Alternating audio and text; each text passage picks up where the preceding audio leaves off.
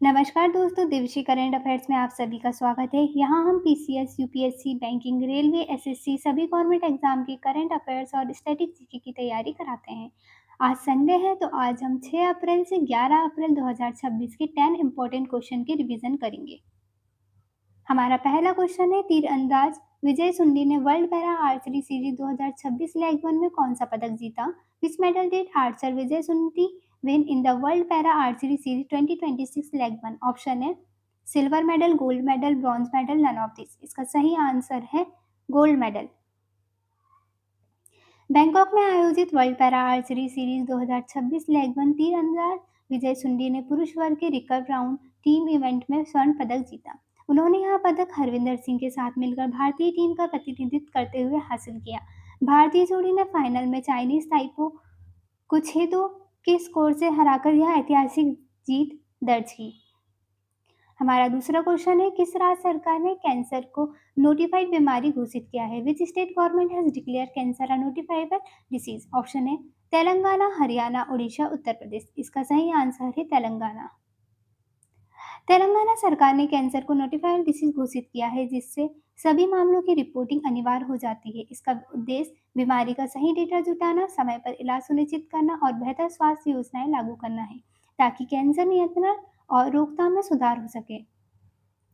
हमारा third question है, विश्व की दूसरी विक्रमादित्य वैदिक घड़ी हाल ही में किस शहर में स्थापित की गई है? In which city has the world second Vikramaditya Vedic clock been recently installed? Option है हरिद्वार, उज्जैन, अयोध्या, वाराणसी, काशी। इसका सही आंसर है वाराणसी, काशी। काशी में बाबा विश्वनाथ मंदिर के पास हाल ही में विक्रमादित्य वैदिक घड़ी स्थापित की गई है। यह उज्जैन के बाद विश्व की दूसरी ऐसी घड़ी है जो भारतीय कालगणना पर आधारित है। यह घड़ी न केवल आधुनिक समय बताती है, बल्कि ब्रह्म मुहूर्त, सूर्योदय, सूर्यास्त और ग्रहों की स्थिति जैसे वैदिक समय मापदंडों की भी सटीक गणना करती है। यह भारतीय ज्ञान परंपरा और आधुनिक तकनीक का एक अद्भुत संगम है। हमारा फोर्थ क्वेश्चन है, इंडिया ने आईएसएसएफ वर्ल्ड कप ग्रेनाड में 10 मीटर एयर पिस्टल मकसद टीम इवेंट में गोल्ड मेडल किसने जीता है? Who won the gold medal for the Indian in the 10 meter air pistol mixed team event at the ISF World Cup Grenada? इसके option है मनु भाकर और सौरभ चौधरी, ईशान सिंह और सरबोज सिंह, पलक और मुकेश नेलावली, अपूर्वी चंदेला और अभिषेक वर्मा। इसका सही आंसर है पलक और मुकेश नेलावली। पलक और मुकेश नेलावली ने आईएसएसएफ वर्ल्ड कप में 10 metre air pistol mixer team event में गोल्ड मेडल जीतकर इतिहास रच दिया। उन्होंने फाइनल में 487.7 का वर्ल्ड रिकॉर्ड स्कोर बनाया, जो जूनियर वर्ल्ड रिकॉर्ड भी है। इस शानदार प्रदर्शन से इंडिया ने अपने अभियान की जोरदार शुरुआत की। हमारा फिफ्थ क्वेश्चन है, गगनयान कार्यक्रम के लिए अत्यधिक पर्यावरणीय परिस्थितियों में अंतरिक्ष यात्री के व्यवहार का विश्लेषण करने के लिए इसरो द्वारा लेह लद्दाख में 2 से 9 अप्रैल 2026 तक कौन सा मिशन शुरू किया गया है? Which mission was initiated by ISRO in Leh Ladakh April 2 to 9 2026 to analyse astronaut behaviour under extreme environment condition for the Gaganyaan programme? इसके ऑप्शन है mission Gagan, mission Mitra, mission Dharani, mission Akash. इसका सही आंसर है मिशन मित्र। 2 से 9 अप्रैल 2026 तक लेह लद्दाख में आयोजित मिशन मित्र का उद्देश्य 3500 मीटर की ऊंचाई पर अंतरिक्ष यात्रियों के व्यवहार का अध्ययन करना है। अलगाव, अत्यधिक ठंड और कम ऑक्सीजन जैसी अंतरिक्ष जैसी चुनौतियों का अनुकरण करके यह मिशन भारत के गगनयान कार्यक्रम के लिए एक महत्वपूर्ण तैयारी के रूप में कार्य करता है। हमारा सिक्स्थ क्वेश्चन है, भारत का पहला प्रोटोटाइप फास्ट ब्रीडर रिएक्टर किस राज्य में स्थित है? India's first prototype fast breeder reactor is located in which state? Option है तमिलनाडु, कर्नाटक, केरला, आंध्र प्रदेश। इसका सही आंसर है तमिलनाडु। यह रिएक्टर तेज न्यूट्रॉन का उपयोग करता है, जिसकी विशेषता यह है कि यह जितनी मात्रा में विखंडनीय ईंधन की खपत करता है, उससे अधिक मात्रा में नया ईंधन उत्पन्न करता है। हाल ही में इस रिएक्टर ने क्रिटिकलिटी प्राप्त की है। यह वह अवस्था है जब परमाणु श्रृंखला अभिक्रिया आत्मनिर्भरता हो जाती है, यानी यह बाहरी मदद के बिना स्वयं चलने लगता है। यह रिएक्टर भारत के परमाणु कार्यक्रम के दूसरे चरण का एक महत्वपूर्ण हिस्सा है। इसका लक्ष्य भविष्य में थोरियम 232 को यूरेनियम 233 में बदलकर भारत की दीर्घकालिक ऊर्जा सुरक्षा को सुनिश्चित करना है। हमारा 7th क्वेश्चन है, संयुक्त राष्ट्र के नेतृत्व वाली 20 सिटीज टुवर्ड जीरो वेस्ट पहल में शामिल होने वाला एकमात्र भारतीय शहर कौन है?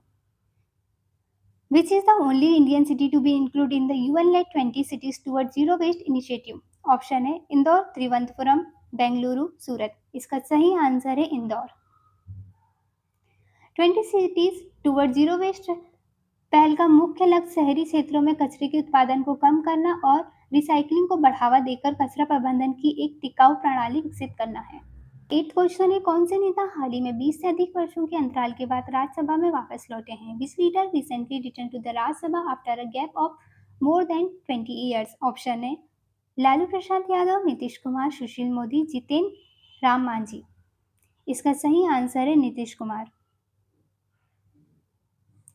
जनता दल के नेता नीतीश कुमार ने 2 दशकों से अधिक समय के बाद राज्यसभा सदस्य के रूप में वापसी की है। प्रधानमंत्री नरेंद्र मोदी ने उन्हें बधाई देते हुए भारत के सबसे अनुभवी नेताओं में एक बताया। प्रधानमंत्री ने विशेष रूप से नीतीश कुमार के सुशासन के प्रति समर्पण और बिहार के विकास में उनके योगदान की सराहना की। उन्होंने विश्वास जताया कि उनके व्यापक राजनीतिक अनुभव से उच्च सदन की कार्यवाही और गरिमा और अधिक बढ़ेगी। हमारा 9th क्वेश्चन है, 6 अप्रैल को कौन सा दिवस मनाया जाता है? Which day is observed on 9 April? Option है world health day, international day of sports for development and peace, world environmental day, international yoga day. इसका सही आंसर है international day of sports for development and peace. और 7 अप्रैल को world health day मनाया जाता है। ये बहुत इंपॉर्टेंट क्वेश्चन है दोनों। 6 अप्रैल को हर साल अंतर्राष्ट्रीय खेल दिवस विकास और शांति के लिए मनाया जाता है। इसका उद्देश्य खेलों के माध्यम से शांति, एकता और सामाजिक विकास को बढ़ावा देना है। इस दिन की घोषणा यूनाइटेड नेशन द्वारा की गई थी।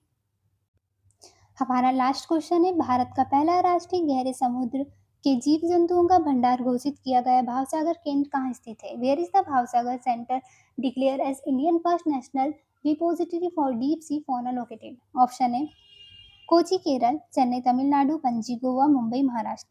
इसका सही आंसर है चेन्नई तमिलनाडु। चेन्नई में स्थित भावसागर केंद्र को आधिकारिक तौर पर गहरे समुद्र के जीव जंतुओं के लिए भारत का पहला राष्ट्रीय भंडार घोषित किया गया है। इसका मुख्य उद्देश्य 200 मीटर से अधिक गहराई वाले समुद्र से एकत्र किए गए जैविक नमूनों को सुरक्षित रखना और उनका दस्तावेजीकरण करना है। यह केंद्र भारत के डीप ओशन मिशन का एक महत्वपूर्ण हिस्सा है जो समुद्री जैव विविधता और पारिस्थितिक तंत्र को समझने में मदद करेगा। इसका प्रबंधन राष्ट्रीय महासागर प्रौद्योगिकी संस्थान चेन्नई द्वारा किया जा रहा है। फ्रेंड्स, हम आपको 2 क्वेश्चन होमवर्क देंगे जिससे हमें पता चलेगा आप क्लास में कितना अटेंटिव थे और इससे आपका भी टेस्ट होगा कि आपको कितने क्वेश्चन के आंसर याद हैं। इन क्वेश्चन के आंसर आप हमें कमेंट में बताएं। हमारा पहला क्वेश्चन है, कौन से नेता हाल ही में 20 से अधिक वर्षों के अंतराल के बाद राज्यसभा में वापस लौटे? किस राज्य सरकार ने कैंसर को नोटिफाइड बीमारी घोषित किया है? एंड प्लीज़ आपसे रिक्वेस्ट है, वीडियो आपको अच्छी लगती हो तो लाइक करें, चैनल को सब्सक्राइब करें, अपने फ्रेंड्स को शेयर करें। Thank you for watching.